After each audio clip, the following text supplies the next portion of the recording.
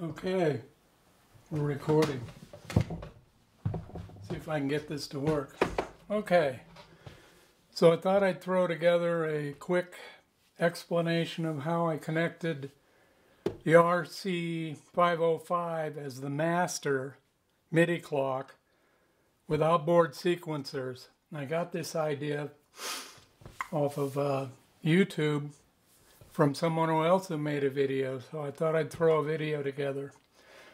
So if you look down here, you'll see that it's showing 105 in the tempo. And up here on the RC-505, it's showing 105 in this particular one. I throw in another one and it's 68, but here in this recorded memory is 105 for the tempo. So now what I'll do is, what I did was I took this Midi out to Midi in from here, and then from there it goes to a Midi bus and goes out to the outboard keyboards. In this case I'm using the Juno 60. So what I'll do is I'll show you what ended up happening. By setting a few things in this and using this as the master, I can sync together all these things, and I no longer have any more conflicts because the RC-505 on the first recording tries to figure it out mathematically what the tempo is. So what I did was I put initially a track in here that I can turn up or turn down, and in that process, excuse me, I can turn it on and slave these other sequencers. Like over here in the Juno 60, there's a sequencer that's going to come on and a drum machine that's going to be fired from this sequencer in the BeatStep Pro. So all I can do is say I've got it, finally got it all synced together, and just showing you how it plays is the only way to convince you that this is really great. So right off the bat, we're going to start off with this track, which will slave everything at a tempo of 105. So here we go.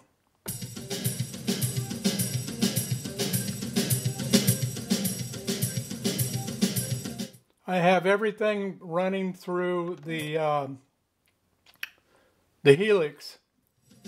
So what you're hearing here are the actual live drum machine and keyboard.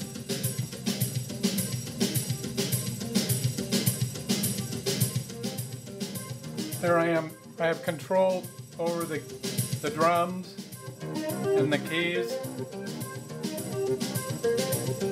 And over here I can turn down the volume and it's gone. And here are the tracks in sync at 105.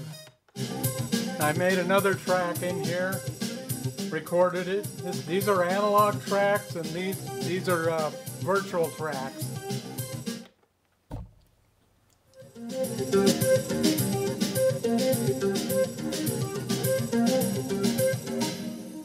As you can see, the start and stop controls everything. Now here's another thing I wanted to show you.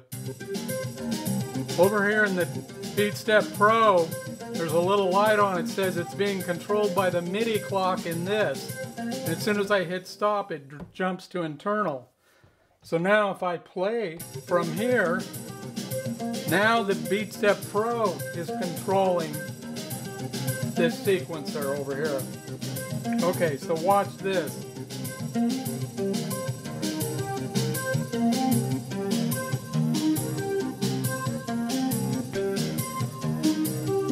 The RC-505 is not on right now.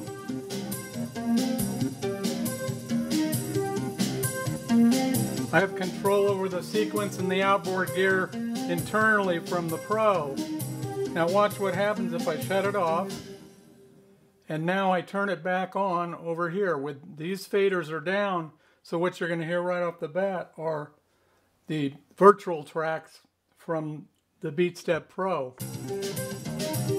And you'll notice the tempo jumped right back up to the original 105. Now to prove it, we'll turn this down.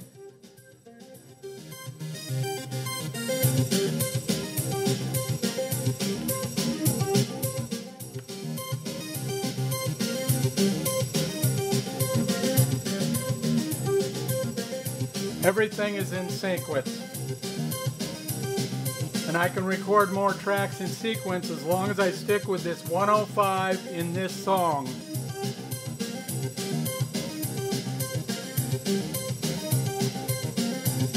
That's it.